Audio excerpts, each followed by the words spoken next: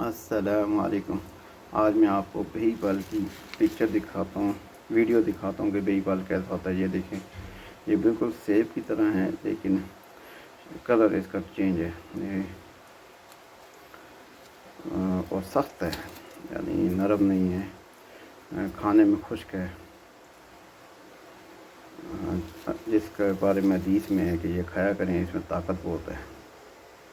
یہ دیکھیں، بالکل ایسا لگتا ہے جیسے سیب ہے، اور اس کا زیادہ تر مربع کھایا جاتا ہے کیونکہ یہ جب آپ کھاتے ہیں اسے تو یہ گلے کو پکڑ لیتا ہے، لہٰذا اس کو مربع لوگ شوق سے کھاتے ہیں۔ یہ ابھی موسم میں ہری پور میں آیا ہے، 500 روپے کلو بک رہا ہے۔